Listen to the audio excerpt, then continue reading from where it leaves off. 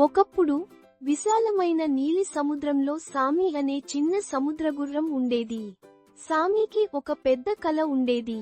అతను ఈదుకుంటూ మెరిసే తీరానికి వెళ్లి మెరుస్తున్న ఇసుకను చూడాలని అనుకున్నాడు. కానీ ఒక సమస్య ఉంది. సామికి చిన్న తోక మాత్రమే ఉంది.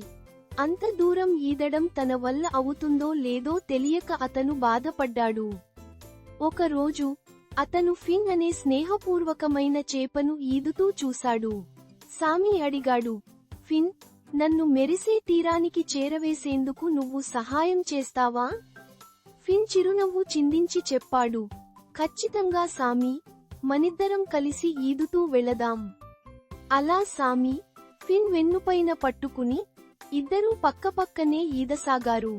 ప్రయాణం చాలా పొడవుగా ఉన్నా వారు విరమించలేదు.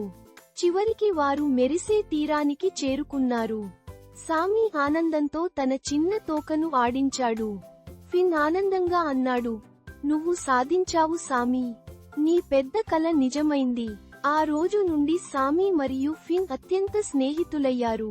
వారు కలిసి నీటిలో ఈదారు, ఆడుకున్నారు, సముద్రంలో ఎన్నో సంతోష క్షణాలను పంచుకున్నారు. అలా చిన్న సముద్రగుర్రం యొక్క పెద్ద కల నెరవేరింది. దృఢ సంకల్పం ఉండి పక్కన స్నేహితుడు ఉంటే ఏ కలైనా ఒక అద్భుతమైన నిజమవుతుంది.